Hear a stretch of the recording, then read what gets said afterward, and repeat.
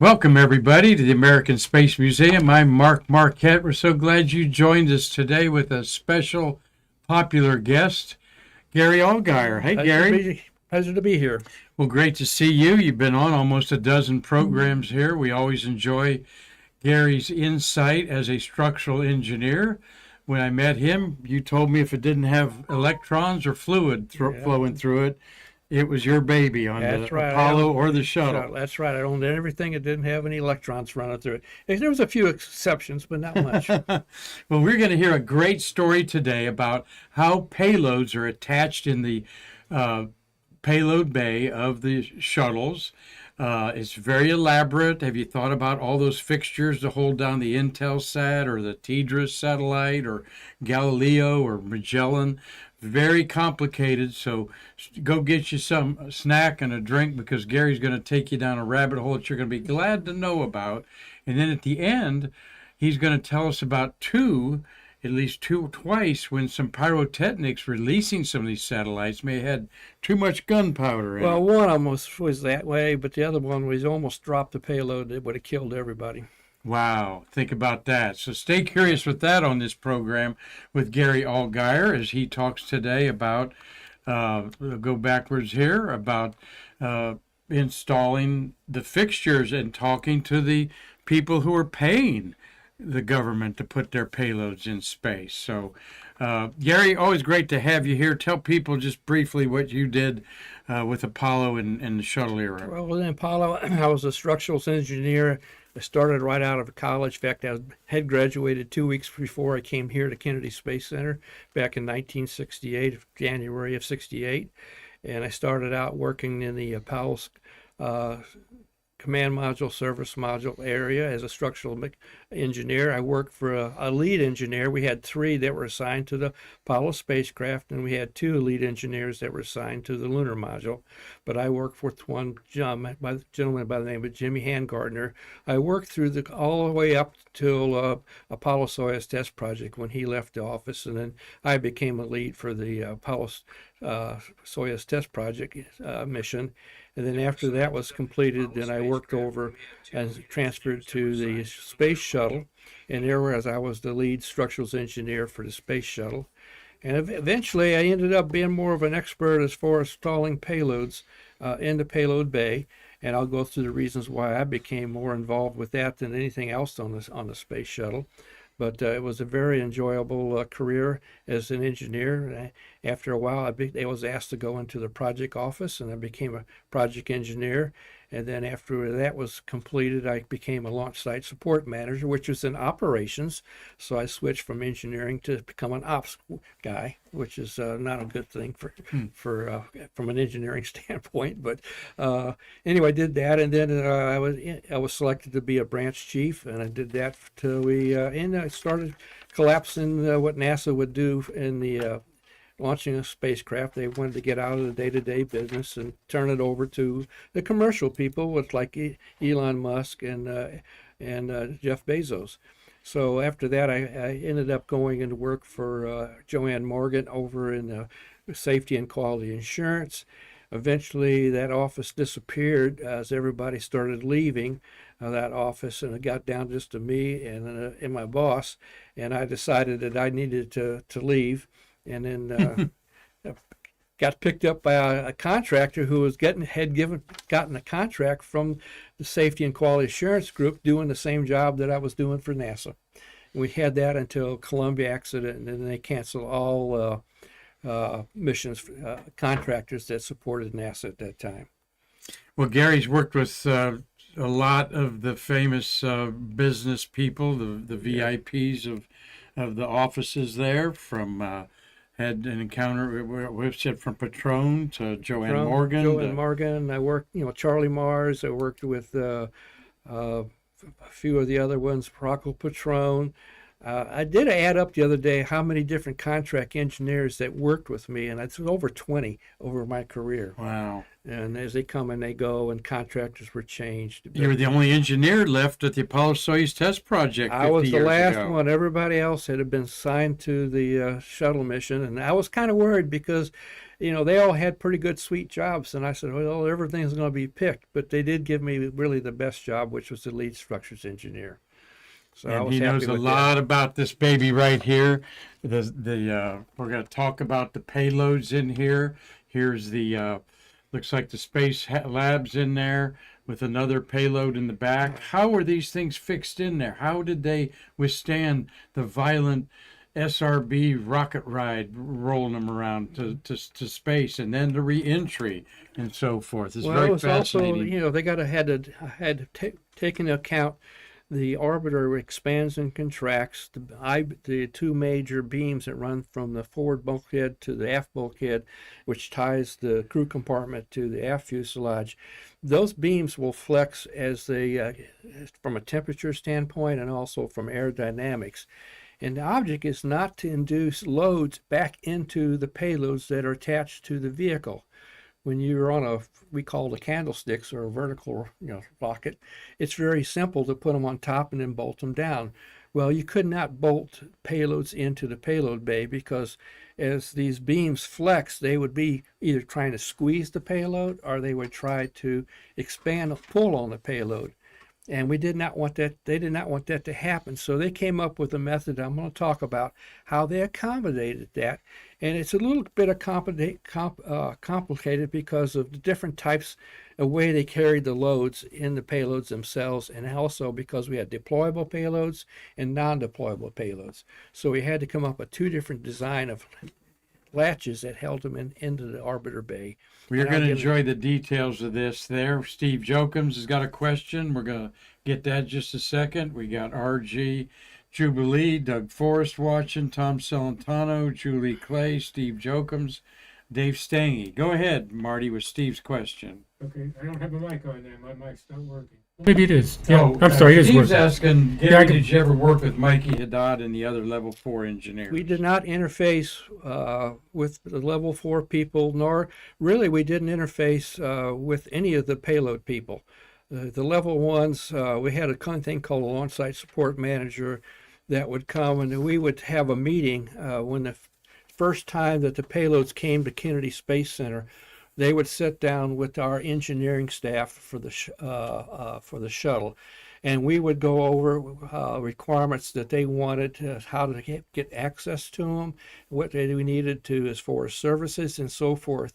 But we never really interfaced it with the payload community, and especially when we did a DoD, we completely bypassed them. And so we had our own launch site support managers, which I became one for the DoD programs.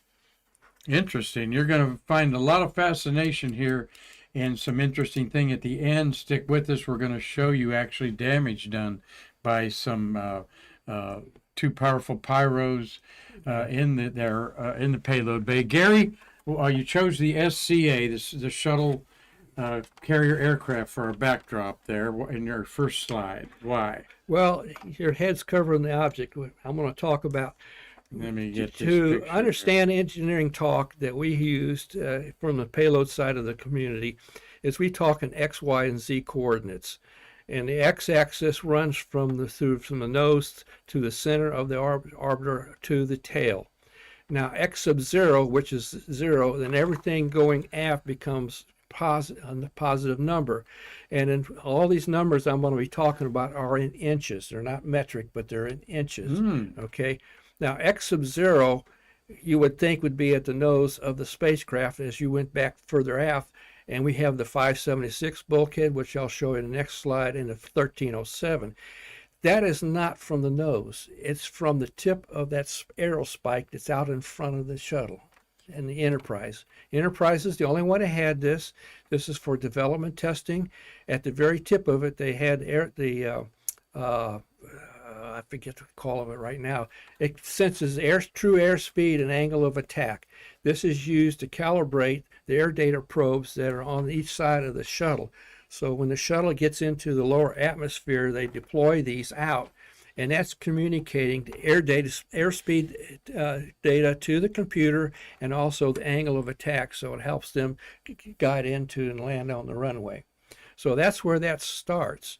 And then your y-axis, which will intersect, it goes from wingtip to wingtip, and it intercepts the x-axis, and where it hits the x-axis, that's y0. And anything to the starboard or to the right-hand side out to the wingtip are in positive numbers, and anything starting from the center going to the left or port, that is a negative number. So you'll see numbers for the still longerons at the very top, y sub 0 90 or y sub 0 minus 90. That establishes the 15-foot diameter of the payload. Okay, now the Z starts at the tarmac, and it goes from there 0 at the tarmac all the way up, and it becomes positive all the way up. The tarmac being... Tarmac is the ground. Oh, okay, the ground. Okay. When it sets on the gear, on the landing gear, Okay. that's 0. All right. And as it comes up, as you come up, it's positive numbers. And if you start here and come back, that's positive numbers. And wingtip to wingtip, it's either positive or negative. Okay. So this tells us where we locate stuff in a payload bay. Actually, we use it throughout the whole orbiter. 15 feet by how? 60 feet long. And why was that determined? That was determined by the Air Force, and that causes the problem because we have such a large payload bay, and we do, again, as I started out, we do not want to put loads back into the payload, or we don't want the payload to put loads into us. So how did we accomplish that?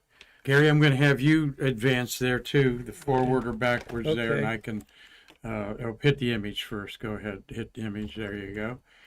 Okay, this is the payload bay. This is Atlantis. It's just on display here at Kennedy Space Center. And I've identified the two bulkheads that we talked that establishes the length of the payload bay. You have X sub 0. I couldn't put the X sub 0 up there, but it's 576. That's 576 inches from the point of that spike that was out in front of the shuttle of Enterprise. Way out here. Yeah, and then the aft bulkhead is called 1307. If you do the math, that's 60 feet. Okay. Okay. Now the payload bay is divided up into 13 separate sections we call bays, 1 through 13. And let's go to the next. Do I have to hit image again? Not superstitious, obviously. And this is probably either Enterprise or Columbia. I want to say it's Columbia. And the pallet that you see back towards the tail end of the orbiter, that's the recorders that were used during the STS early flights from STS-1 through 4 that recorded all the measurements that were tied into the shuttle as far as temperature, acceleration, and G loads. And of course the doors are open and there's no radiators on them, but you can see the frames. Compounding this problem is that the payload bay doors are a non-structural part of the orbiter. They're not required from a structural standpoint. The only reason we have them on there is to support the radiators and for aerodynamics. And so physically, we've been told they don't have to be totally closed. They have to be closed, but they don't have to be latched. We can tie them together, and they can re-enter safely. Very interesting. But you'll see the frames. There's 13 bays. Now, the engineers told us they wanted to be structurally efficient. So what that means is each bay is not of the same length. They have where the heavier payloads are going to be flying, they're closer together, and as you go forward, they'll be small. They'll start spreading out. So they structurally makes it the shuttle a little bit lighter than you would normally have. Now, the two vertical lines, the white beams, those are the sill longerons. This is what will hold the payloads in the bay, and then and they also support the sidewalls a little bit for the doors and the radiators. This white-looking structures white beam right up there. Yes. Yeah. It's 6 each one. Okay. Let's go to the next one. Go forward there. This is one of the bays. You have the two white beams that are coming down forms this bay here. I don't know which number it is. And in between the two, we call a stub frame, and that is painted in green. Now there are attach fitting holes that we will put, we call bridges on top of that, which will hold the attach fittings themselves. You have on each coming down vertically, we have two holes there on each side. One will be used for the aft end of the plate, the bridge, and the other one will be used in the forward. So we can interlock bridges together. And up on the sill longeron, we'll have a hole for a pin there. And then in the subframe, halfway down, we will have a pinhole there for a bolt. I see one of the ports here above my head to yes. release pressure across the way there. Yep. Why is this one empty here in the middle? That is the upper and the lower wire trays are dedicated to the orbiter. They connect the aft to the fuselage. The center one is dedicated to the payloads. So when payload comes to Kennedy Space Center, the first thing that they would bring us is they'll bring their wiring harnesses, or if they're using any fluids, they'll bring the fluid lines. We will install them in that center tray, and then we will cover plates over the top of them, and we will hook up to their payload once they're installed. Once we do that, we will turn the payload over to the payload community to do their testing. And then after completing their testing, we will button it up and go out to the pad, or we'll do this out at the pad itself. One thing I do want to point out, let's go back to the other back one here. Since each bay is not of the same length, it's not efficient, but we end up having 13 bridges per side, per orbiter. So there's 26 bridges. So each orbiter that comes to Kennedy Space Center comes with its 26 sets of bridges that they can use. No bridges to. I'll show you a bridge in a Okay. second. Okay. Now this is how we were able to come up with a way to we not introduce loads into it. We use a bearing that you see right here on a cylinder, and the cylinder is chrome plated. The bearing you see is a solid piece of bearing. This is for a payload. How big is this? Give us The an bearing, the trunnion is three and a quarter inches in diameter. They do vary so in it's about length. 3 by 8 looks like, Yeah. something like that. Maybe. So you have this bearing. Now it's a friction bearing, and so inside of that bearing, I think we can show a picture later. We use a material called fibroid, and it's a manufactured material. It's when you look at it back then, it's in a kind of a dark gray color. If you get close to it, you can see that it has. It's made up of something in there. It has little specks in it, and it's a non-metallic material. But the issue that we had, that Earl Homan is the gentleman who designed all this. He was sitting at his office, and there was a meeting going on, and the manager came out and came over to Earl and said, "Earl, what is the best coefficient of friction that we can physically achieve now?" And Earl thought about it, and he says it's 0.05. Now you give that to the payload community based on the friction that they're going to see on this as it slides in and out. They can calculate how strong their trunnion fitting needs to be built. Now after he did that, the meeting concluded, and they came back out and said, "Earl, we have officially adopted your 0.05, and we're going to promote that to the payload community." And Earl said, "What?" He says, "That's temperature. What I told you is at room temperature." He says, "On orbit at a minus 300 degrees, you cannot achieve that." He says, "You need to go back and change it." And they said, "It's too late." So what Rockwell did, and maybe with JSC's help, they went out and looked for something that they could put in there, and they found an oil we called it mink oil because it was so expensive. Mink oil. Yeah, they put a couple of drops in there to lubricate that fibroid, and it had met all the requirements for outgassing and the temperature extremes, and it would work. So that's what we had to do, is we had to put a little bit of this mink oil. We don't know what the official name was, but that was what it called because it was so darn expensive. So that's what we had to do. Now this is, we have to rate the payloads, and I have a little bit of I made this can here with some. Wait, let me go back here. Let's go back and then. See if we can show that. This is a typical, we call a 5 trunnion payload. You have payload in horizontally into the payload bay, like this. Well, let me get it this way. These will support the weight of the payload in itself. We are not longer, these are called primaries. The ones that don't support the weight are called secondaries. But in the horizontal positions, payload's centered. So that's how we support that. And that's how we were able to achieve the ability to not physically hold them in place. They're really kind of floating in the payload bay. Now we have three classes of payloads that you see there on the left. We have a single pallet that goes across that you saw in the picture of when it was back at Enterprise or at Columbia in the bay, and it just has 3 trunnions, 2 out to the sides and 1 down in the center at the keel. That supports it. Okay, now we go down to the next one, which is similar to what I just explained. That is a 4 trunnion payload. They are allowed to have one of these secondary ones off. I've never saw one of these payloads, but they were allowed. And then the last one is a 5 trunnion payload, this is what this is. And on the right, it shows you in the vertical position how they change difference in how they're supported. This is in the payload bay. This picture was taken. Actually, you can see the payload bay closest to us is bay 6, and you go all the way back to bay 13.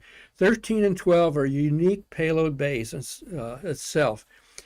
They form up what we call the wing box. And it's all metal. You can actually walk on that one. You cannot walk on any of the other ones because of the blankets. And what that does is it physically ties the 2 wings together. It makes them 1 wing. Okay? And all your airplanes, commercial airplanes that have low wings like we do on the shuttle, they all have a wing box. And I think most of the times they may use it for storage of fuel in a wing box. Which you got circled up in the upper corners. Well, no, those are attached fittings that I got circled up there. Marty, get your arrow ready too. The wing Probably. box, it really doesn't kind of show up here. It's at the end of the platforms that you see. The last 2, they're flat. They don't have the curvature to them. But I see, way in the back. Yeah, way in the back. Yeah. No, that's right below the flag there. That's the wing backs. There's actually only 4 physical big bolts that hold the wings on to the shuttle. Wow, really? And then there's a row of secondary fittings that go up along the whole length of the wing. Like I told you, I've been inside the wing. I've stood inside of it. And you can see the wire tray covers. You stood inside of it. Yeah, could I stand up inside? No, I was 5'6" at the time, and I had about that much headroom. Okay, at the root, at the very end of it. Okay, you see over here that the wire trays are covered, and you'll see a box above me here. These white covers are the covered wire. In the center is the payload bay, the payload wire tray, and you'll see they have we call pop-outs, where they'll run the wiring up to the steel longeron, and when we put the payload in, then we can connect them to the payload itself. And I just circled those are passive ones, but that's not a good picture. But the silver plates were called bridges, and that's what we would put on there, and then we would slide the latches on. It's like a little rail, T-rail, and you slide them on, and then you put 2 pins in them, and it locks them in place for the primaries. Secondaries don't have those; they'll float. I was barking orders to Marty there. Marty Winkle, our co-producer here. Thank you, Marty, for efforting to get our audio fixed on today's show. Such a great show, and we didn't want Gary to come back. We wanted him to do it now, so we had a little audio glitch that we efforted with IT man Bruce Jacobs. Thank you, Marty, for doing that. But we will have some arrow things to point out here in a few minutes. This is an active payload latch. This is for payloads that are going to be deployed. So we can't have a typical spherical bearing. So Earl Holman was the designer of this, who designed the side hatch. The hatch for the Apollo program. He designed a probe for the Apollo program. He also designed this. And Earl Holman. Holman, yes, sir. Holman. M-A-N. Now, Tony Holman family owned Indy 500 for a long time. They were no No, relationship. that was HULMAN, Yeah, not yeah. HOL. No, Yeah, it's yeah. HUL. Earl, It's May. I'm thinking Indy Yeah. stuff. Earl's probably the key to Rockwell's fame. His name is on a lot of different drawings in different areas. He had the brain of, you just couldn't believe how smart he was, and he was so open. I'd go every time I went out to California. I always made sure I stopped by and talked to him because he would give me a secret. Already. Yes, he would give me a secret that they was going.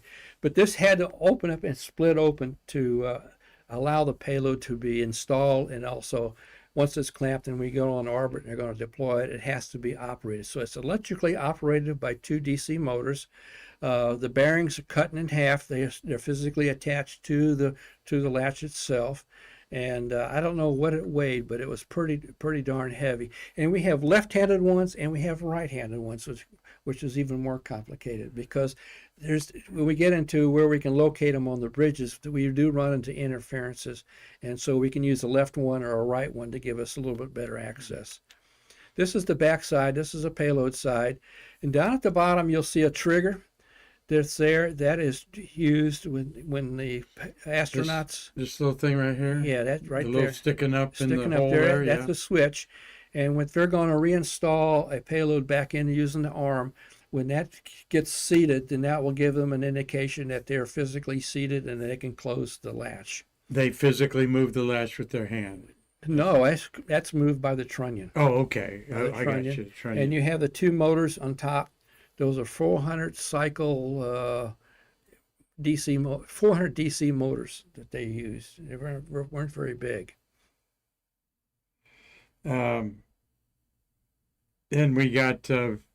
You say Bruce's note there, Marty? Yeah. So thank you. Everybody says the audio's good, so Okay, thank you that's all good. on there. With weight as a consideration for everything, you say these things are very heavy. I mean, did they have restrictions of you have to make this within 20 pounds? Earl 25 Hovind was pounds, given or- a challenge. This was the very last thing that was designed on the orbiter, as far as I know. We had been flying. Really? Yeah, we didn't use these until STS-7. Okay. Okay, now the keel fitting was active. We already had those active, but the latches on the sill longeron were all passive until we flew STS-7 when we first used the arm. And I went to talk to Earl, and he was telling me the story. He was given a volume, and he was given a weight, and then he calculated how much clamping force he needed to hold that payload in there. Okay. And he had to design it for crash loads of 12 Gs. 12 G's And survived. I Holy said, moly. that's municipal. I mean, if it hit a wall, it's gonna be a lot more than 12 Gs. He says, well, what we're saying is, as the shuttle crumbles, time it gets to that point, it'll be down to 12 Gs. The energy take. I mean, it was a fake number, but anyway, that's what he had to design. So he designed it. He built a prototype, and then he gave it off to these other people. First one was to put it into a cold soak lab to see if it worked under the cold temperatures. The next one was to put it into a furnace and get it hot and to see if it worked. And then the real test was to go ahead and vibrate it. And they came back and said, Earl, we got to disappoint you here. He says, the natural vibration frequency of this latch is the same as the shuttle. We cannot have that, because if this gets excited and starts vibrating at that frequency, it will affect the shuttle, and the shuttle will vibrate itself to death. So he had to go in there. He said, I had a choice of either changing materials or I had to change the shape and cut. So he cut pieces off here and there until he got to the point that he needed to be in. So that's what Earl had. Fascinating. Now, the really disappointing thing for Earl is, by contract that they had been previously negotiated very, very early in the program, Rockwell had to sub out certain parts of the shuttle to various contractors. And this fell into that window. So they had to send out a proposal for somebody to build it, and he could not build it in-house. That really upset him. He designed it, but he couldn't build it.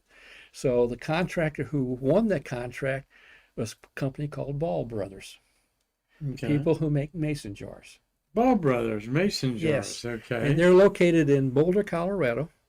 And I went out there for Boulder we had the final sign-off meeting with the Ball Brothers company. And they did have a small unit that actually built parts for helicopters. And so this is where they manufactured the latches.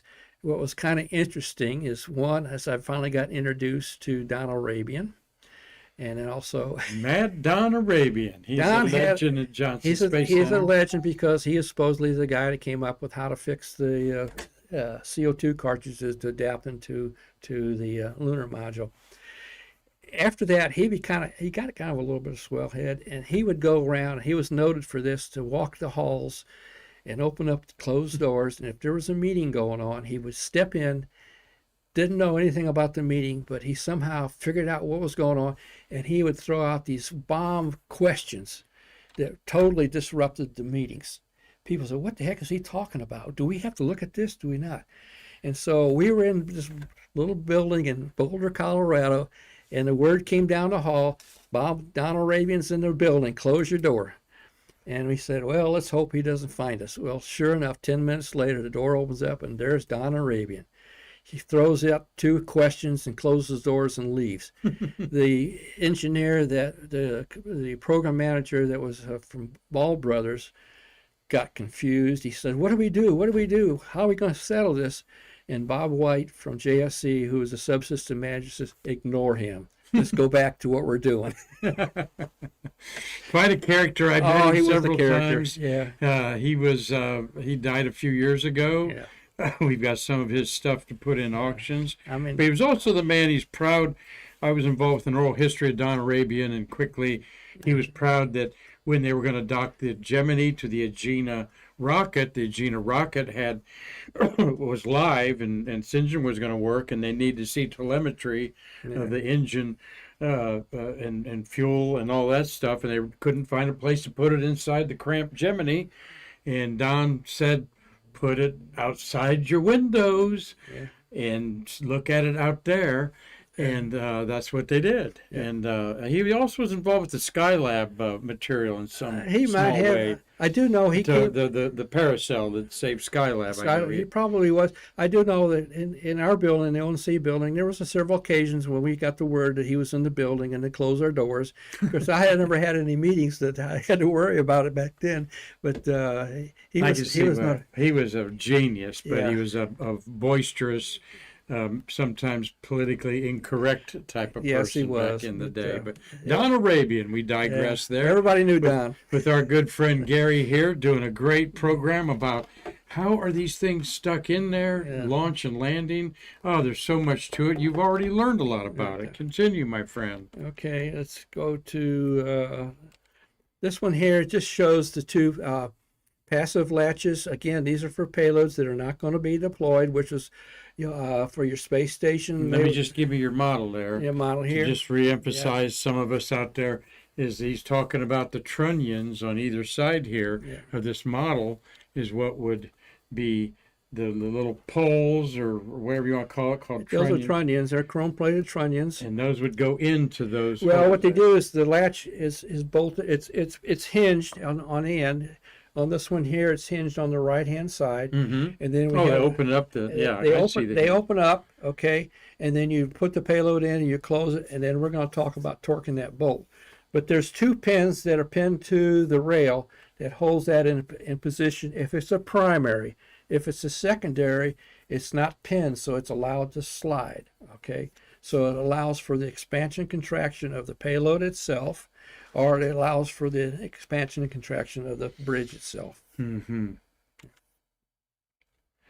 I toyed about taking this out. This just shows the strong backs that we use to open the payload bay doors in our orbiter processing facility, because we have to counteract the weight of the doors and also the piece of GSC, so that because we use the actual motors that open and close the doors on orbit, and they're not strong enough in a 1G environment to work. Mm-hmm. So that was the helpers that's the helper. Get it in there. And then this is here. Gary's got a fabulous folder here with these blueprints that is a story in itself. It's a story in itself. This is a drawing that's extremely rare.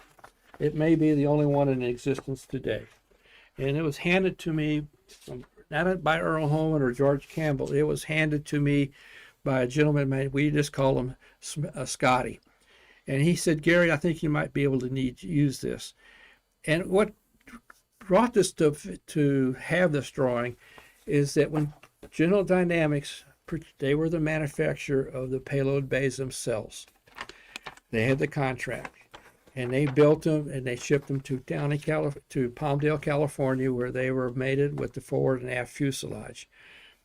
Rockwell found out that the fuselages were not made in a tooling fixture. So that came the question as, where are the attached fittings really going to be located? We go by a station number, that's X sub 0 such and such a number, and we theoretically think that's where it's going to be.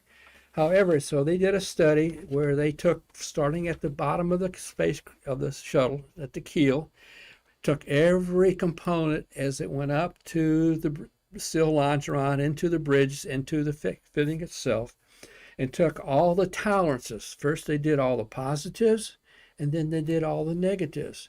And they took that number and subtracted it and said, oh my gosh, we're talking about as a possibility of that being located maybe plus or minus an inch and a half off a location.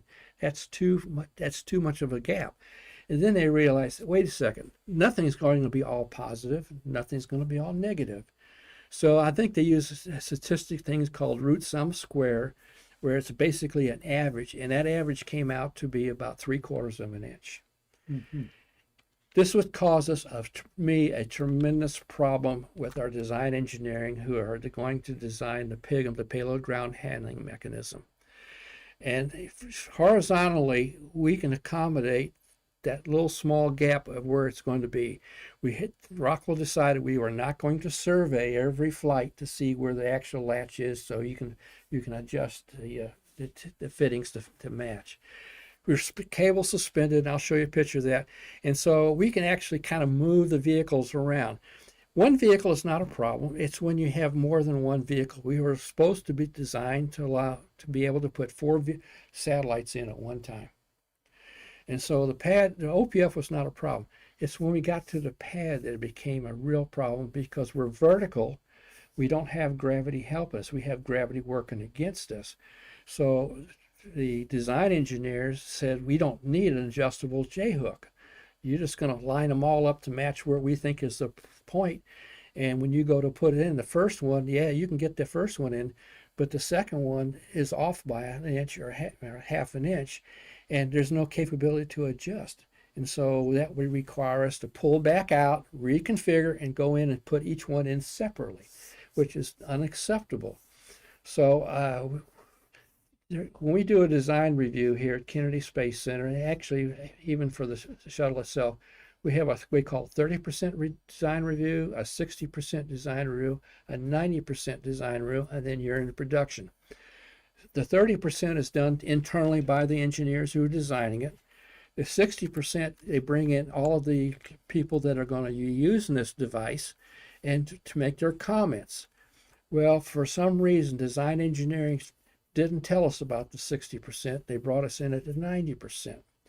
So I went into the 90%, and when I saw that they were not giving me an adjustable J-hook, I pitched a fit, and I wrote them up. I said, I need to have an adjustable fitting. They said, no, you don't need it. I said, yes, I do. So this became a very strong argument. It took me a year of arguing with them to finally get this thing done. And it also almost cost me my job. You've said that before to me about a couple of No, things. this was a serious thing. Yeah. Mr. Buchanan, who was the head of design engineering, decided that he didn't need me. He didn't want me working here because I was a thorn in his side.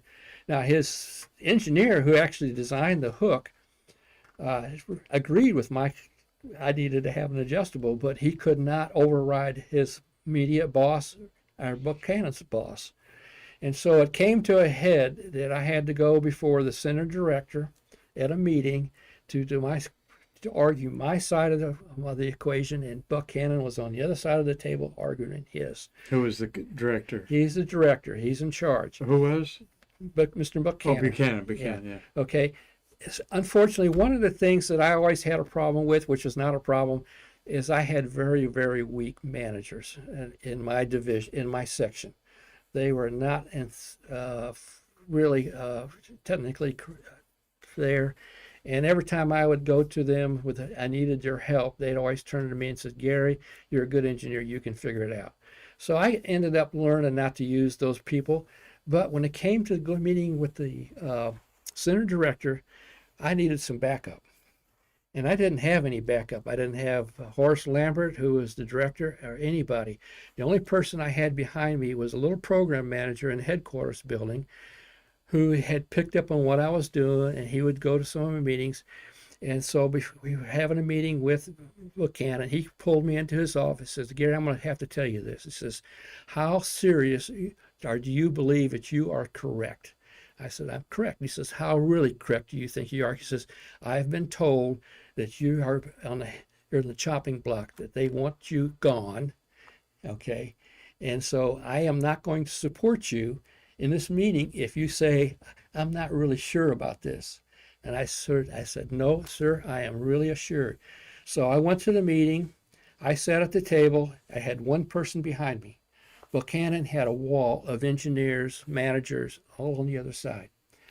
And Lee Shearer was the director. So I had to get up and give him my presentation why I thought I needed to have these hooks. And then Buchanan got up and he made his decision why I didn't need those, and he had his right were correct. And so we went back and forth for a little bit, and then Shearer said, okay, the meeting's over, but Mr. Buchanan, would you have anything last thing to say? And the last thing he said, he looked at me, and he says, opinions are like assholes. Everybody has one. I was so dejected. I said, oh God, that's it. I'm dead. So I walked out. I was dragging my tail. I said, I've lost. And I went down, and my program manager said, oh, Gary, just absorb it. Don't worry about it. Well, 2 weeks later, he called me. He says, Gary, I got good news for you. I said, what's that? He says, you won. I said, what? How did I win? He says, JSE found out about this meeting, and they called Buchanan to Houston to go over it. And after that meeting was over, they told him to give me my J-hooks. Wow. So good for you. Good for you. There is closure to this. Okay. I retired, and then I was in 2001, and I had gone into there was a gas station right down the road from us. I went to go get some gas in my wife's car. I'm sitting there pumping gas, and I look over to my left, and there's the other set of pumps, and there's Mr. Buchanan pumping gas. And I go, oh my God, what am I going to do? I'm afraid to talk to him, because I put him in I made him, embarrassed him. And next thing you I know, got called in the carpet in Johnson Space Center. Yeah. So anyway, turn around, and here he comes walking towards me. And I go, oh God, what is he going to say to me now? And he reached out, grabbed my hand, and shook it and said, Gary, you're a damn good engineer, and walked away. Really? That was very big of the man to do that. It made my career really. That would be awesome. After he called me an asshole. These are the type of stories that we love here on Stay Curious. Sorry about the language, but that's space workers. That's the way it was back in. Well, you're a national treasure, just like Marty sitting over there running our Streamlabs board here, and these stories. We hear a lot in the hallway, so to speak, and this is why our program we think should be popular with all you shuttle lovers out there. This is one of the advantages that NASA engineers had. We could do battles with other people to convince them what we needed to do, whereas the contractor had just sat back and said, whatever you guys decide to do. And I had 2 or 3 battles, and I won all of them, as you'll see here later on this evening. But it was interesting to have that capability to go out and to actually make contributions to the payload community, because I was able to affect the actual design of some of the payloads over my career based on what my information that I had. I relayed to them about getting access to their payload so that they would not be surprised when they actually got in there and they needed to do work on their payload. Yeah, this is before the launch to change batteries, Yeah. maybe some components were upgraded in the year and a half of development. Well, or they something. want to clean the mirrors. They want to they use a lot of lithium ion batteries, and they had to be properly conditioned and charged, and so they had to get in there to do that. There's connections they had to make, and so we would make sure that they always had. We would get them the access that they needed, and we never failed at one time to have to give them the access that they needed at all. And I was very proud of the fact that we could actually just provide that to them at such an early date too. We've got a lot of great comments here. Steve Jokum says Gary's presentation puts so much detail into things that he, quote, thought he knew, but did not really know at this level. Thanks. And Dave Stange the same way. Well, worth the wait today. So Okay. there's more. You're going to see some Let's go back problems one. in the payload bay. So you got about a half a dozen Yeah. blueprints here to go through. This is a blueprint. This is a typical bay. This is bay 9, and I have labeled the attached fittings A, B, and C. You'll see two we call passive attached fittings and sitting on top. There's a left-hand one and a right-hand one. And the little black spot that you see on the end of that orange device on the left, that is the pivot point. So you'll see the pivot point opposite on the other one. That allows us to get to the edge of the rail a lot better than just having one that's made for one side. That's where it opens up to, Yeah. to the black right above my Yeah. finger there. Yeah. Is where the Now I circled the on the bridge when we install it horizontally. We will put in 2 pins, actually put in 4 pins or bolts. The red ones that I've outlined carry the weight of the payload while we're in a horizontal position. The one that's up at A, it's in the seal longeron, will not carry any of the weight, nor will the one down but the C will not carry any of the weight. Again, the C is attached to the stub frame, not the main frames. So now we're going to rotate. Oh, wait a second, let's go back one more. You'll see numbers 1 and 2. I hope you can read that. This is an indicator that shows you where we can put latches. The LP stands for latch passive, and then LA stands for latch active. So there's quite a bit of spread across these. at the very top up there. They also, the next number down, you see 266, 267, and so forth. Those are just numbers that locate the number of attach points we have in the bay. And then below that, you'll see an X sub 0 and a station number. That's the one we're really key to. And 2 pins will be put into the primary one to lock it to that rail, and the secondary will not have any pins in it. Number 2 is for keel fittings. It tells you where we can have an actual keel fitting. KP stands for keel passive and a keel active. So those are what we do. And I think that's about all we can talk about on this. I have outlined in red where the handrails are, because we have interferences from handrails.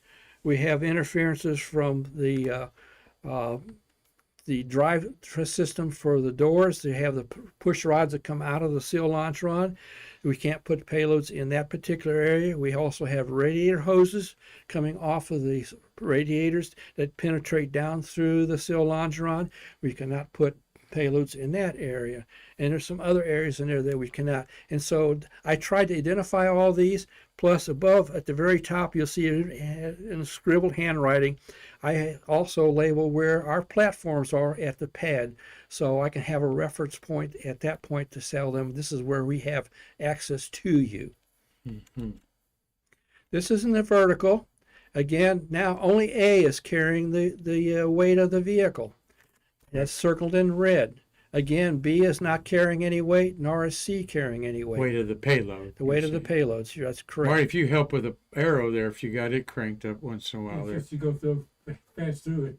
Pardon me? It's just you talk about it, then you go to the next one. And Yeah. It's time for you to get it. But I think they can pick up the red circle there. Yeah. It bolts into the seal longeron. And let's see here. Okay, the next one here. Some payloads we had to have some extra bracing, so at the end of each of the bridges, we could tie it off to the top of the seal longeron. And you can see the cross section of the sail. of the bridge, and that's where we would slide a fitting on there and pin it in place. Now I want to go to the next slide. I'll take that. This is the A bolt. You can see it's not a straight cylinder. It's tapers down. And it has inside there is a nut plate with a nut on it. The little red, I don't know if you can pick up the red. We have bushings, and it's where it penetrates the outer part of the sill longeron, and then right there he has at the inner part. These are bushings. So if we ever galded a fitting in there, we don't have to go in and ream out the hole. What we would do is we would move the bolt, and then we would move the bushings and put a new bushing in. So we don't have to go back and start remanufacturing all these bolts, okay? And again, there's a slider block, and we have to have a gap underneath the head of the, as it relates to the bridge. But that yellow block is what we physically push against to hold it in place to the sill longeron. These are the 2B that you see. Again, they have the bushings in them. Again, these will not support any weight when they're in the vertical. They do the same principle as they will slide, and I'll show you a little bit better concept of this on the next slide over, I think. Oh no, we got the yeah, let's go one more. That's it. Yeah, let's go to that one. This bolt doesn't do a darn thing as far as load carrying capability. It has a gap underneath its head. It doesn't touch anything. And when I asked Earl, what the heck does it do? And he says, what we want to do is we don't want the plate to kick out from the sill longeron. So it holds it in place. Of the 4 bolts that have to put in, this was the most difficult to put in. The first time I went out there, we put the first bridge in there.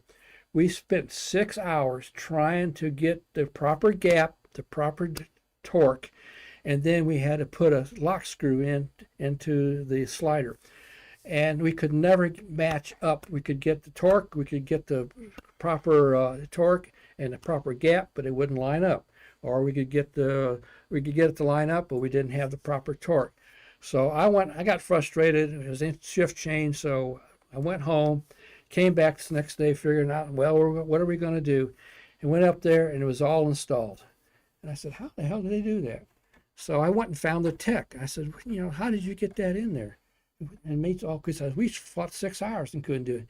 He says, we lubricated the threads. And you're never, ever supposed to lubricate threads because it messes up this, because torque is a measure of friction when you do a torque wrench on it. So you're always supposed to torque at the nut, not at the head. And so that's how they did it. And I didn't say anything. That's one of the problems, first time and only time that I didn't say anything about not making spec because of that. And probably for every time after that, they were all lubricated. But it was just a kick out, and it didn't see any load, so I figured, hey, we can fly with that. Let's see what we got here. Oh, this is in the vertical position. I have a primary latch that you see up there in a red letter. Below that, I have a B, the B latch. I mean, it's called a secondary. And now above that, where the arrow is, we can't let that just sit there unpinned because it would just slide right off in the vertical. So what we had a device that we would bolt, and it was pinned to the bridge, and it had a spring in it, and that held that in position, but it did allow for it to move on and slide on it, but it would not let it fall off. So that's what it is. Now, wait before you leave. If you go back, let's see, I don't know if you'll be able to see that. It's where the B is. There's a rectangular box. Yeah. Right there. Okay, it's slotted, so it's vertical. So that's why the B's do not carry any load, because it doesn't close out that whole gap. It's got a space on top and bottom of it. If you go up to the top where A is, that box is horizontal. So that's why they can carry the load horizontally right there, yes. Now C just had a gap all around it, so that's just the way it was. Now we have to have a torque multiplier, especially out at the pad because of this confined area, That bolt is supposed to be torqued to a torque of 4,600 to 5,000 inch-pounds, which is equivalent to 416 foot-pounds. So there's no physical way we can get a torque wrench in there long enough to give us that reading. So we use a torque multiplier that attaches to the bolt, and then they use this torque wrench. It's calibrated, and so it will give us the proper torque. Clever. Yeah. I don't know how heavy it was. Yeah, it looked like it's pretty heavy. I'm sorry about these pictures because they're a blue line, not a black line. Again, this just shows the torque wrench. Let me see if that's the one. Attached there, yeah. There's a torque wrench, and then there's another view of it on the left. Yeah. Let's go to the next one then. Yeah, these are the active latches. Again, the top one is a primary. The bottom one's a secondary, and you'll see that we have a little bit different device that holds that retention latch in position because it's so much heavier than it is otherwise, and so they had a little bit different device on it. But this is what we would fly with. And then we had a 5-page chart that was handwritten that gives us the station number and the X sub 0 number. And then it can tell us what is active, passive, and a bunch of information where we could put these latches in place. Again, there's a lot of places we could not put them. And then where it has an X on there, we cannot put a latch there. Same thing for the keels.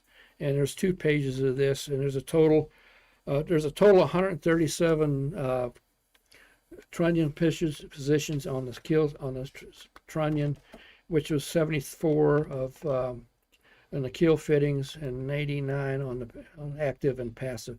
So those were just a number. And we also had different length trunnions, and they changed throughout the program because originally they thought the sill longeron would flex in plus or minus 1.5 inches in each direction.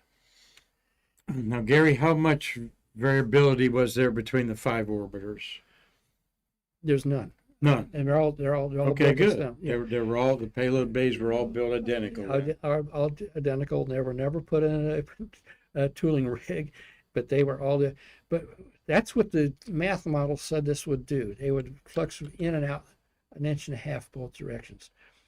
After the second or third flight, I went with Bob White, who was a subsystem manager, down to where he went go, and he would record all the readings on some of these fittings. Attached to the trunnion, they had a G load sensor. It was set after so many G's, it would break through a piece of glass, and that way they could tell how much G's they had. And when I went up there, I was shocked because it was mounted about 1/4 inch away from the trunnion. I said, how can that be? It's supposed to cycle back and forth, this plus or minus 1.5 inches. He said, that's what the math model said, but in reality, it didn't. He says, it's less than that 1/4 inch. Huh. So math models are you got to be very cautious about when you design. They're good to start with, but in reality, they cannot predict the real world.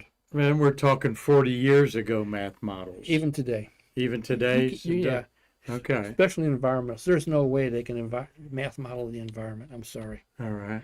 This is showing us taking the payload.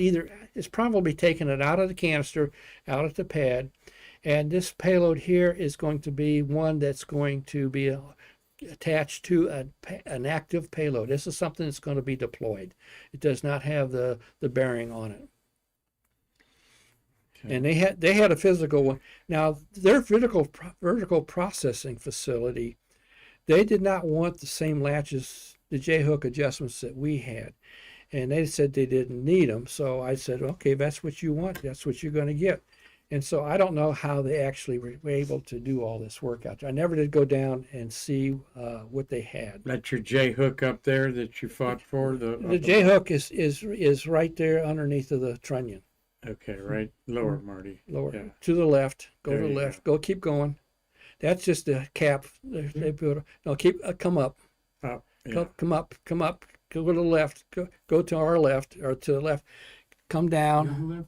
come down. There you go, right there. That's the J hook. Okay. It's hydraulically operated, but we could not use hydraulics fluids because the payloads would scream, because if they had a leak, they would contaminate their payloads and then they'd have to pull it and ship it back to the factory.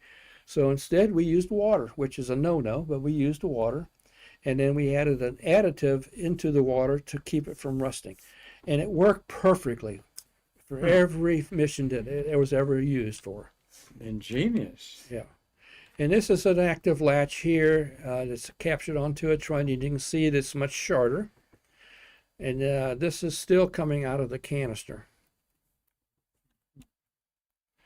This is Atlantis. This is Bay 11. No, it's Bay 13. And you see out of Kennedy Space Center. You'll see the two bridges. You'll see the attach points. The black dots are the attach points. And you'll have two passive on the aft plate.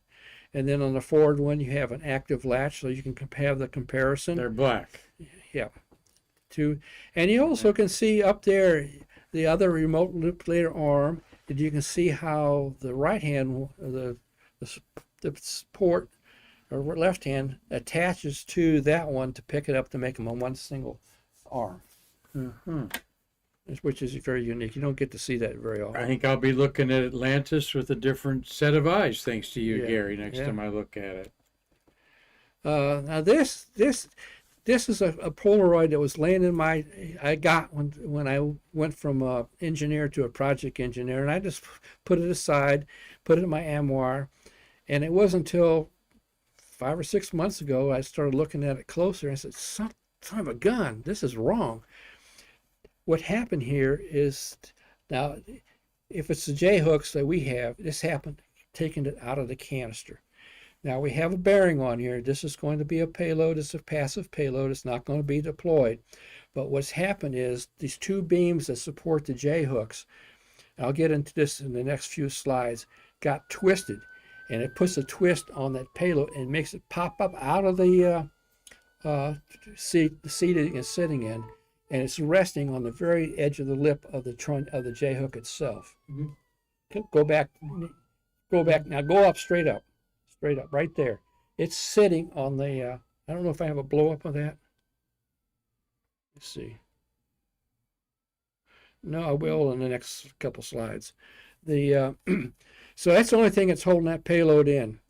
And it's it's not as critical as what we're going to talk about later when we were out in the middle of nowhere and that happened to us. But anyway, this is a critical position. Somebody did something wrong, okay? And I'll tell you how they did it wrong, but not right now. This is in the OPF. This is Columbia. This is probably prior to STS-6. That is the Surrey antenna. It could either be A or B. It was the ground penetrating radar that was flown on those missions where they mapped the Earth, and they could penetrate down. I think the big panel at the top you're talking about. Yeah, they could penetrate down, I think, to 6 foot deep into the Earth's surface, and they discovered a lot of stuff out in the desert over in the Mideast. They found different places they didn't know had stuff buried there. I'm sure they found a few tunnels that nobody wanted to know about. Right. But this is what they did. They flew 2 missions. One was A and one was B. This is probably the first payload we put in after before we flew the arm. This is later on. This is going to the space station. This is post-Columbia because we have 2 arms on the vehicle. And this is the payload strong back that would come into the building first. We would hook it to the 2 cranes. The canister would come into the OPF. We would lift the payload out. Again, we would install it. And after we hooked it up, we would turn it over to the payload community. You say there's 2 arms on it. The red arm. The red has got a protective cover over it, and on the other side and the other side. It's not. So not this would be protected. the extension arm that was used post Columbia to inspect the underbelly there. Yeah. Good eye catching that stuff. Yeah. Oh yeah, I'm an engineer. I have to. This is coming out of the vertical processing facility down lower. It's down south of the ONC building. This building was also used in the Apollo program. It was where the launch escape tower was assembled and then brought out to the VAB. Hmm. So it's coming out on the transporter to the pad. And here we are lifting up into the payload changeout room on our rotating service structure. Now this is out the pad. This is that remote service structure that It's been rolled back. rolls to cover up the shuttle at the payload bay, but this is rolled out. It's rolled So back. obviously this side goes in the bottom of the payload bay. Right? Well, you roll it up, and to us, once we open up the payload changeout room doors, it just could be an orbiter. You got the payload sitting there. I mean, we'll open up the PCR doors, then we'll open up the canister doors, and there's the payload. And then we call the payload ground handling mechanism, pig them out to it, grab it, and we'll extract it out of the canister, roll it back into the back of the room. We'll close all the doors, and then we'll roll up against to the orbiter, and then we will reverse that process by opening up the PCR doors, and then we can open up the payload bay doors out vertically with the motors. We don't open them up fully. We open them up just enough so we can get the payload in. And that's how we put the payloads in. And this is the reason I put this picture in is we have to put we call torque tubes on these. And a lot of pictures, even though they'll sometimes put these on in the OPF to save time, and it'll roll out and go to the VAB. And I think one time you had a question about which ones are those, because I don't think you were aware that we put an extra set on there out of the pad. They're there because each side of the door is made of 4 separate panels. They are basically just pinned together so that they'll go together in one swoop from the motors. I see the segments there. You see the line. The same thing with the radiators. The radiators are 4 independent segments. Again, now because of the weight, they will sag in a vertical position. So these tubes are there to counter-react that sag. They put a reverse torque in there to keep the doors aligned. Otherwise, they would jam, and we would never either open them or we would never close them. So that's why we had to put those on there. And sometimes they're on the outside of the PCR doors, and when we roll up, that's the first thing we will do is we'll put those on the orbiter. We'll take them off the PCR doors, and we'll turn around and bolt them to the orbiter doors. This is the payload ground handling mechanism that was designed by Design Engineering here under Buchanan. The contractor who built it was Continental Can. They won the contract to assemble it. And I went out there many times watching them put it together inside the PCR, the payload changeout room. It's made up of several structures. We have two beams up in the ceiling that have a track on them where we have big wheels, and this is what drives the payload, to pig them forward and aft, okay, into the payload bay. We have crosshead members, which are outlined in yellow. That allows the next set of beams that you see there out of the 4. It allows to move those beams from side to side, okay? And then we have, there's 2 of those cross beam members, we call them, and they're electrically operated. They are not hydraulically operated. We're not allowed to use hydraulics out there on that. The next set of beams are the payload support beams, and are not support beams, but the, let me get here so I can see that my eyes are not good. These are the launch cross beam payload support beams. That's the bottom in the purple. On this device, these beams are independent. We can move them up and down independently. We can move them in and out independently. We can move them up towards, if the orbiter is angled over towards us, because the orbiter is cantilevered off the tank and the SRBs, is a possibility it can be leaning into us. So we can take those 2 beams and we can match and parallel up to the orbiter beams. And then the next set of beams controls the J-hooks. And again, let's see if I can, let's go to the next one. This shows the upper set up here. We have a capability how we raise and lower that support beam that has the J-hooks. We have a big wheel. This is all on screw jacks because we're not allowed to use hydraulics. So they have a guy standing there that would change this wheel. That we needed to raise it up to match anything could do that. Somebody's boat wheel. Yes, it's a very large wheel. Now, on the next item up there, it's in yellow. That allows us to extend the beams out. And again, there's 4 of them, 2 on the left, 2 on the right. We put a technician at each one of those positions, and there's a wheel that they turned. And that we, as engineers, we're in control. We will tell them, we want you to move that beam towards the shuttle, maybe 2 inches, which is, we'll tell you, turn clockwise 4 turns. And so the people on the right-hand side will turn clockwise, okay, and the beam will go out. Now on the left-hand side, if I said clockwise, it would be turning the beam backwards. So they put left-hand screw threads in there. So even though we turn clockwise, it's actually extending out. This is what's going to cause us a problem later on. So we have to coordinate those 4 guys to make sure they all move at the same time and the same count. And we give them a count. Once we're within a couple of inches is when we will send the technicians out to, well, they'll be out there anyway, watch to observe. But they will go out there, and that's what their job is, to walk us into the trunnion fittings. It takes 3 people on the primary trunnion and 2 people on the secondary trunnion. We have 2 people on a pneumatic console that will either move it out or up on the primary, and then just 1 person on the back end. And I'll show this here in the next couple of slides. But this is a model that we have here at the museum. It's a pretty good scale model representation of the Pigum. And what I want to point out, we had 5 access platforms that could be extended out to give us access to the payload, or if the payload's not there, we could get into the payload bay itself. Now, you'll see 2 sets of parallel lines at the bottom.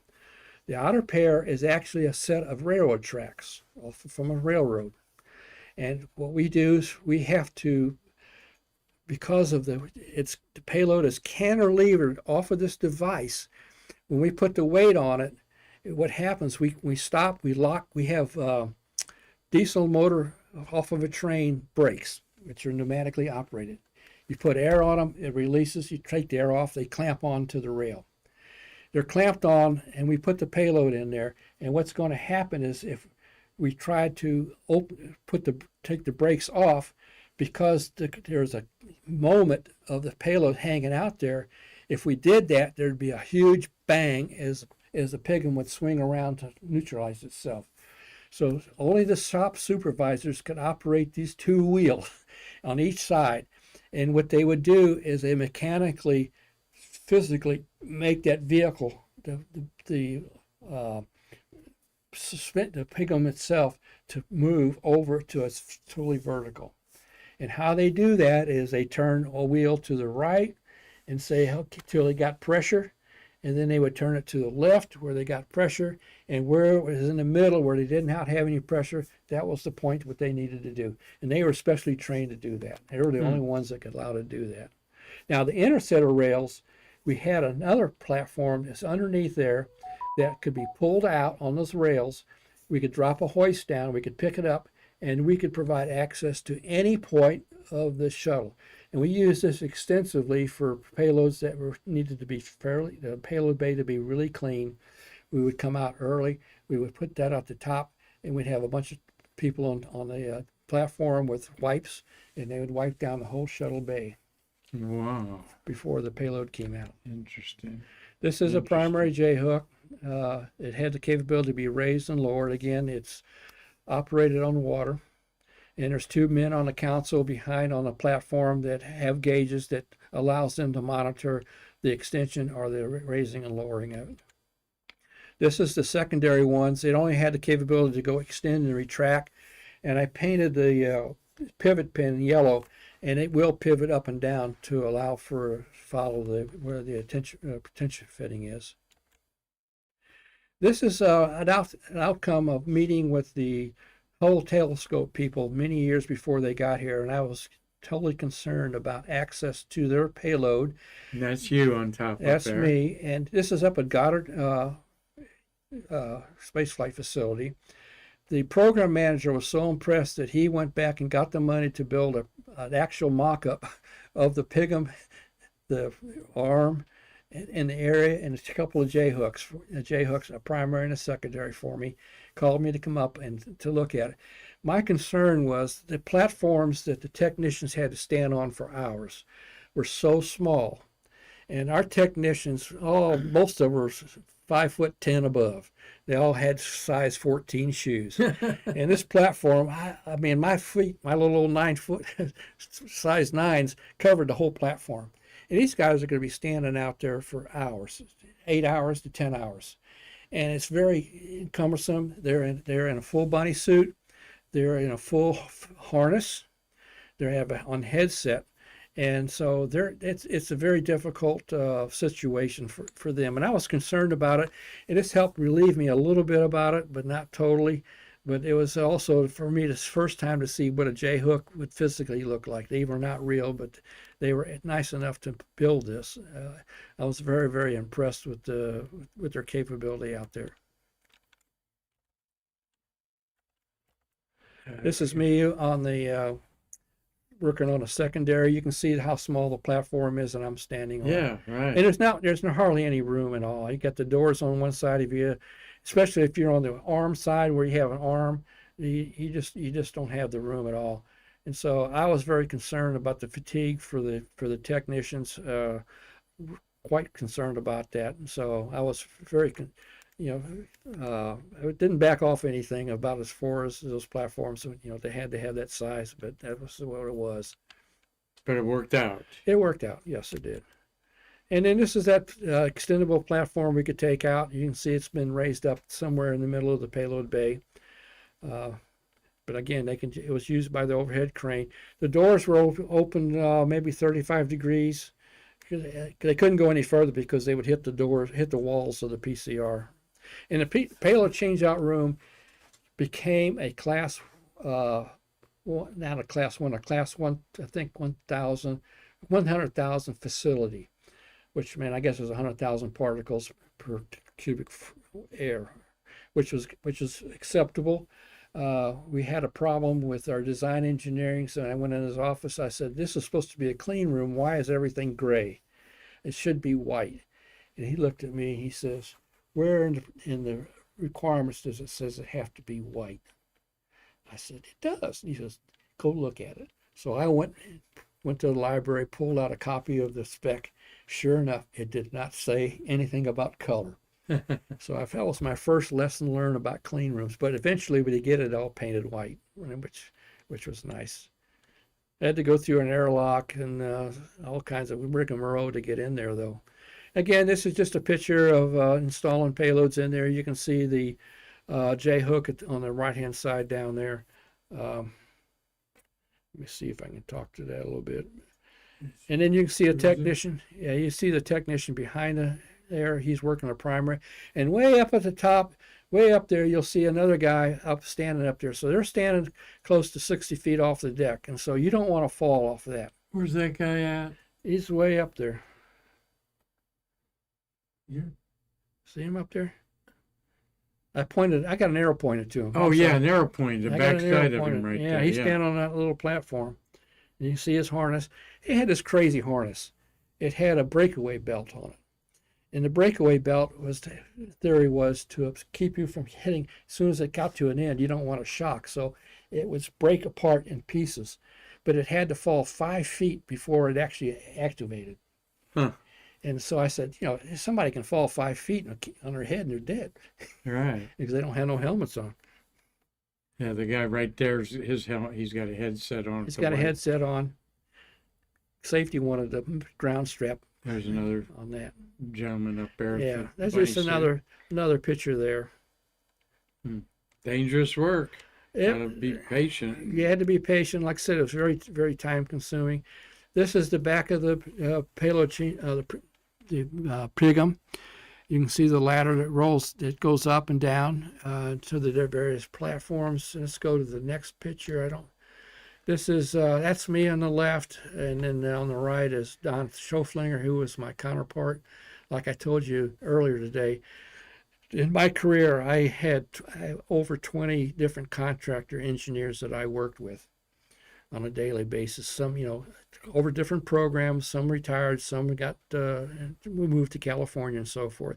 Standing behind us is that movable platform that you see there. That's how big and thick that thing was. Interesting. Talking to Gary Allgire about the details of how you put things in the payload bay. Now he's got a couple stories about some actual life experiences that didn't go exactly right. Yes. And next one is Challenger. This is Challenger's first flight. It's going to put into the payload. We're going to be flying the IUS satellite and TDRS. I mean, a TDRS is a satellite. IUS is the upper stage that will be used to deploy it.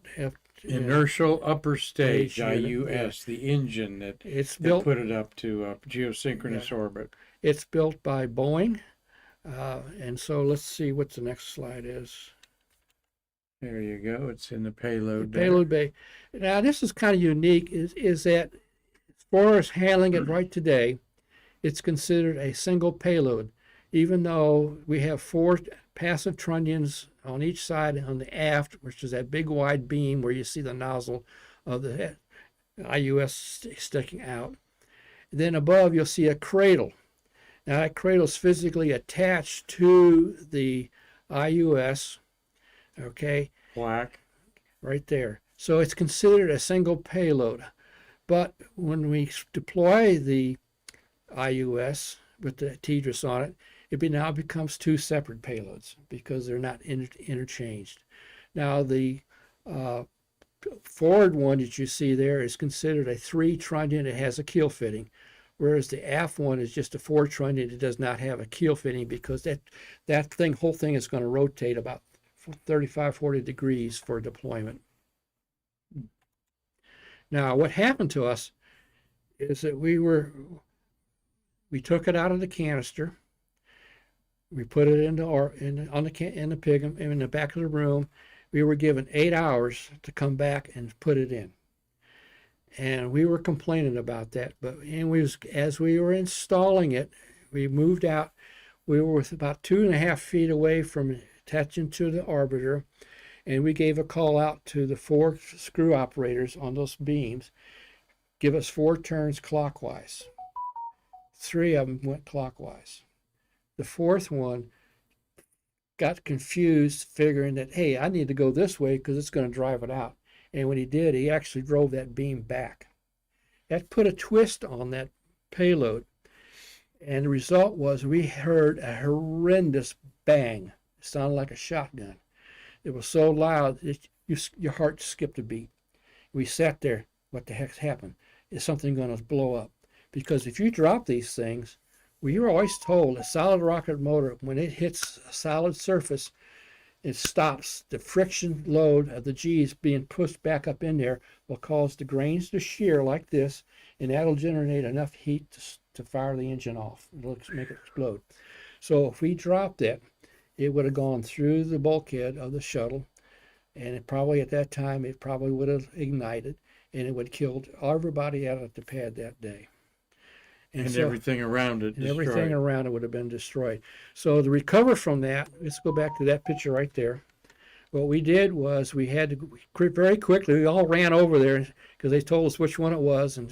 And Mike Wiedemann was the engineer with me, and we ran over there and saw what was happening. So we called out for 2 straps. We strapped it off. We pulled on it to hold it back against the pigum, and then we pulled another one up to hold it up. And then we slowly had the technician extend out the hook and raise it back up. And then that way we went ahead and then recovered, realigned the beams, and we did put it in the orbiter. So was the trunnion hitting the beam that was the noise? Just coming out, bang. Oh, okay. It came out and hit that. It did not damage the trunnion or the bearing. Well, it didn't have a bearing because it did because it was a passive. So this was the lessons learned. Now, unfortunately, once that thing was deployed on orbit by the Challenger, they kicked it out of the orbiter, they backed away, and they went ahead and ignited the engine. to go in geosync. And by the way, to go in geosync, you always have to do it as you cross the equator. Did you know that? Right. Yeah.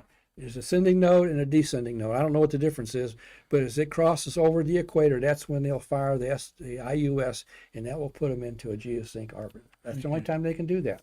Huh. So anyway, when they ignited the engine, one of the attenuators for the nozzle that steers the nozzle stuck and caused the nozzle to actually bend over to one side, causing the IUS to go into a big loop. And it actually flew through its own exhaust as it came through the loop. After the engine was completed its burn, they separated the TDRS, and it's in a very low Earth orbit. It's not where it's supposed to be in a geosync. So over a period of time, they slowly got it up on station, but they never did use it. It was used for as a reserve. And Challenger was putting up TDRS B. I guess they changed it. This was TDRS 1, and so it was probably the second TDRS that after the accident. But anyway, this is what happened to us.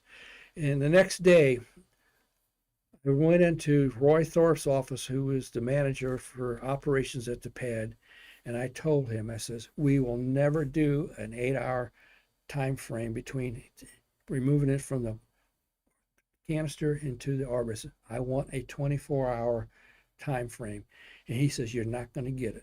I said, yes, I will get that. I says, if you don't give it to me, I says, we almost lost our lives out there. I am not going to be subject to that again, and my technicians. I said, if you do not give it to me, I will pull the crew off and we will have a 24-hour work stoppage. And he finally agreed. Now, eventually he was my boss.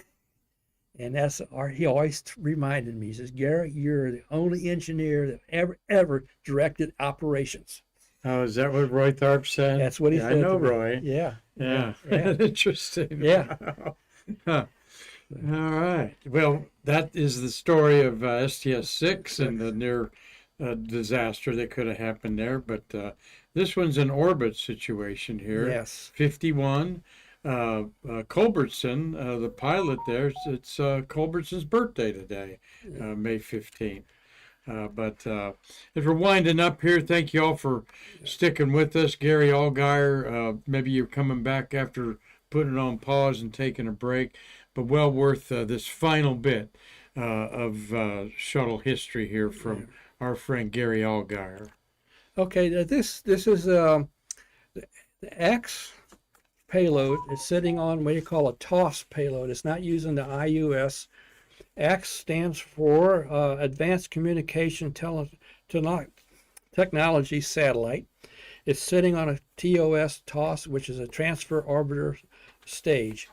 Now, I think the stage itself was built in-house, but the cradle itself was borrowed a little bit modified from the IUS days, and they went to Boeing and bought what they call a super zip, which is the device that fires, that separates the payload from the cradle. Now, when they did this in flight, what happened was when they the one above them is Orpheus. See, what is that? SPA's Orpheus.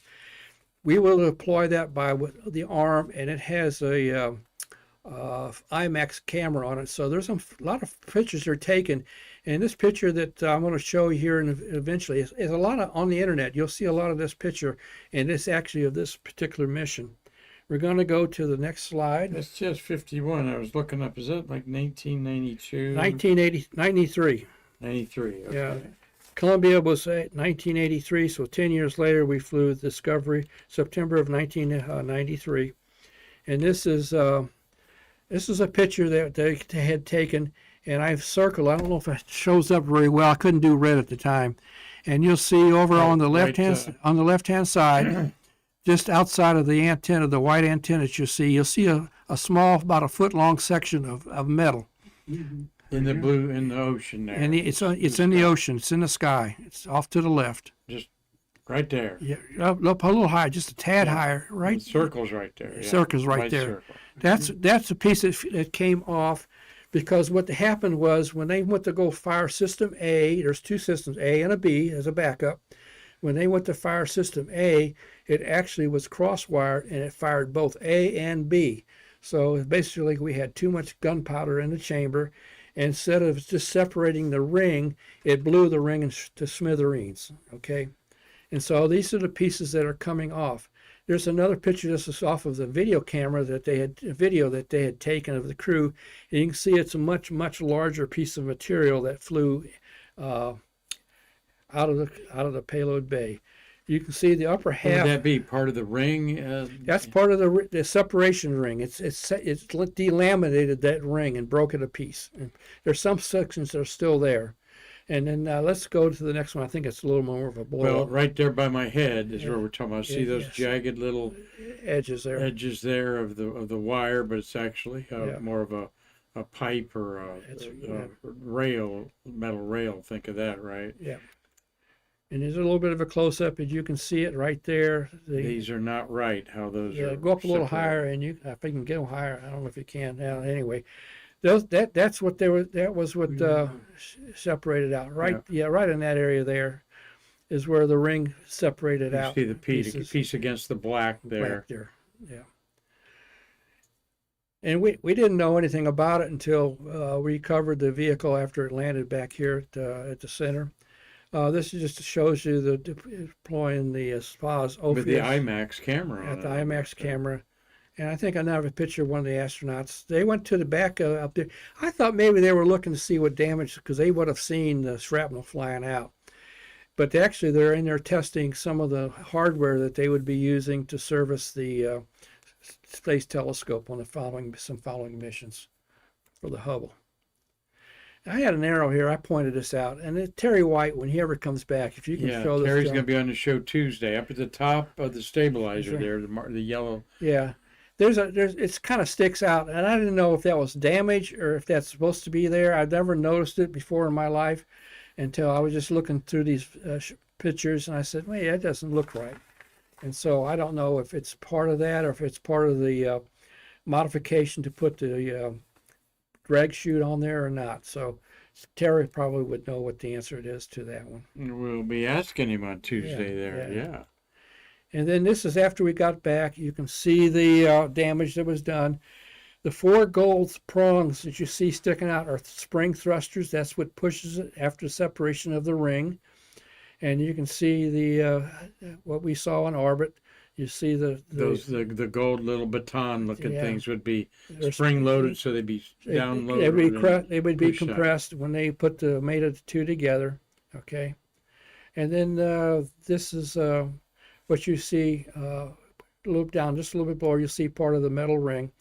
Now this is what we found. This was the closeout cover trays on the shuttle wiring trays. This is, I don't know which side it is. It's probably the port or left side. And you see some of the slicing that was done by these metal shrouds. What I'm disappointed is they took the pictures after the metal pieces were removed. I would have liked to have seen it, because I don't know how far they penetrated into the wiring tray, because if they had penetrated and cut a wire, we could have lost the shuttle for whatever reason, whatever. Maybe that's the piece that bounced off that was floating away. Well, I know that it would have been stuck. It penetrated. It would have penetrated. It would have not have come out.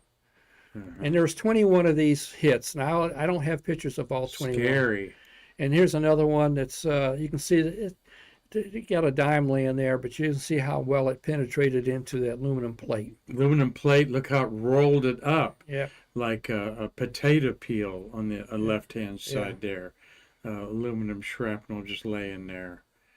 What force that was? What kind of... Well, it's quite a bit of force to go and penetrate that. And then it also penetrated, this is another one that had penetrated. Like I said, there's 21 total. Wow. And then we identified them. And then this is one where they did the blankets. Now, if you get on Wikipedia and if you type in F51, STS-51, it says in there that it just penetrated a bunch of blankets. That's BS. It penetrated a lot of the wire trays. The blankets were not a problem. It was the wire trays that were a problem. Additionally, one of them did penetrate the aft bulkhead, which was very, very critical. Because because we could have lost the whole. We were told at the very beginning of this program by the engineers out of California and JSC is we have to maintain an equal pressure between the three compartments, the crew compartment, the mid-body, and then the aft. If the pressure differential of 3/4 of a psi difference between the aft and the mid-body would cause the aft bulkhead of the payload of the crew compartment of the shuttle bay to collapse. If it collapsed, the wings would fold up. Whoa. That's what they A told quarter us. pound? A quarter pound. That's total pressure across the whole area. It's a lot more than you think. It's just not one little piece of quarter pressure. So I was concerned when I saw. Now this time, I'm working for Joanne Morgan. I'm in a we call it a having a mental break. But anyway, I was authorized. I was part of the investigation team.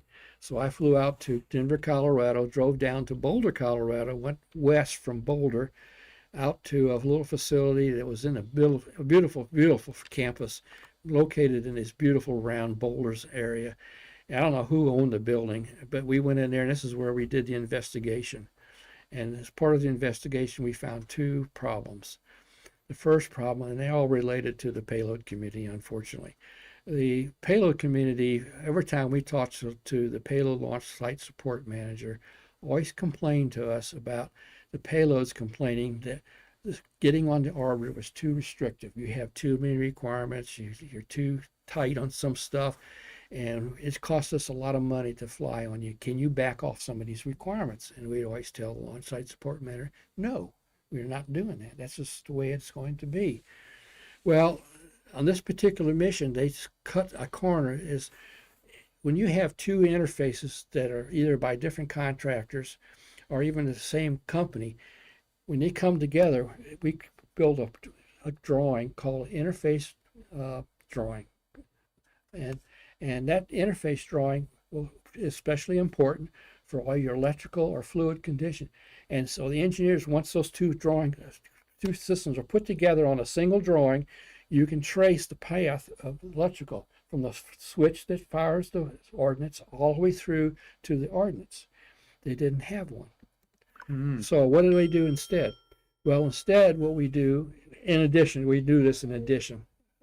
is once the payload is installed in the orbiter, and we're going to have the payload people test the system A and system B, we cannot fire the ordnance. So we put in a thing called a squib. And Marty knows more about squibs than I do. But instead of having a piece of ordnance, we put a squib in there, and it has basically a little wire in it. And when the current hits that wire, it melts it. And that way you have indication that, yes, it went from the switch to the ordnance device. There's an A and a B.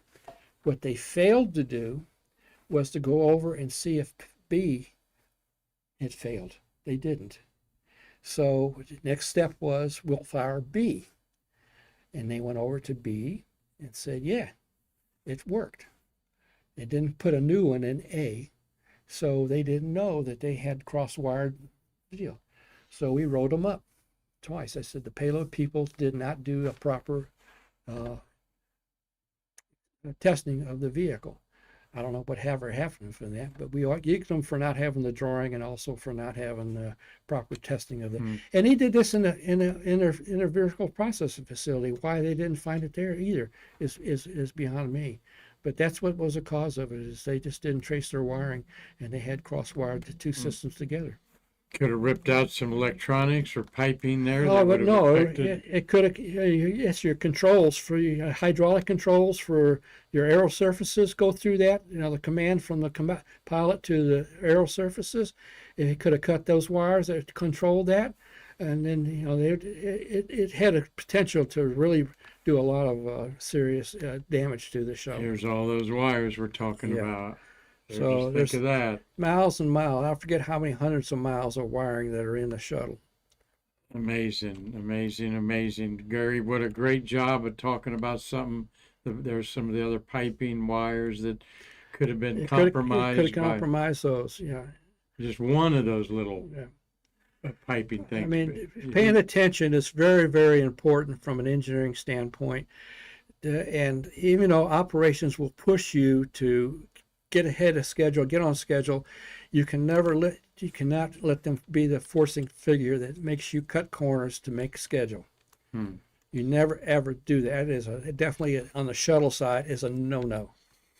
Lessons learned, another great program from Gary Allgire as we look at Discovery being towed after a successful landing there.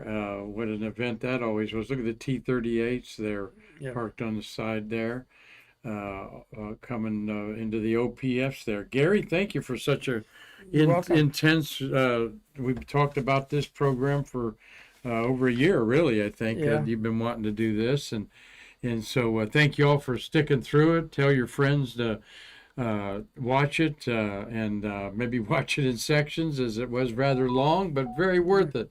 Always with Gary, talking factual information and life experiences there that you'll get nowhere else. And I better give you back your valuable blueprints here. As he said, this might be the only copy in existence with his own notes on it. It's not allowed to be used at the Kennedy Space Center. Why? Because it's a blueprint. It's blue. It's a study. It's not official drawing. And I was just very fortunate to be at the right time and to meet the right person who gave this to me. And I carried it everywhere where I went when I had to meet the payload people. And they were very enthused when I lay this thing out and start talking about what they could do and couldn't do, not do. I had all their attention. Again, I said we did change a couple of payloads based on what information I gave them. Well, excellent. Gary Allgire, another tremendous program here on Stay Curious. Thank you so much. He might be going back to Georgia in the last program for a little while. We might bring you in on remote one day, Gary. So thank you so much. You're welcome. Excellent docent here at the museum. People get a lot of kick out of his, where he tells them things that they could never think about before, like I tell we you did some here. of the close calls and some of the things that I did, and they were amazed. They talk about the toilet and how to train for that. I don't know if we would talk about it over the air, but Mike Mullane covered that in Riding Rockets. Riding Rockets, yes sir. For sure there. So you may not want to be an astronaut. Yeah. Hit the bullseye, right? Gary, thank you so much. Thank you all for watching today. Tomorrow will be Friday. We're going to look at some space history, as after all, May 16th is in 1963 is when Gordon Cooper ended his 33 hours in space. He actually took a nap in space, the first astronaut to do that. We'll talk a little bit about that and some current events going on our program on Friday. So until then, thank you, Marty Winkle, for all you did today, and great Mitch Rothman at Manspace says great history from a national treasure, and Steve Jokums echoes that. Our pleasure, Gary, to be watching this. So thank you all so much, and I'm proud to call this man my friend. We always have a lot of great conversations. Yes, we do. Out here, as I'm pretty inquisitive and want to know about some of the personalities and people that made our American Space Museum great. So until next time, Gary and I are saying we can't wait to see you again to bridge the space between us.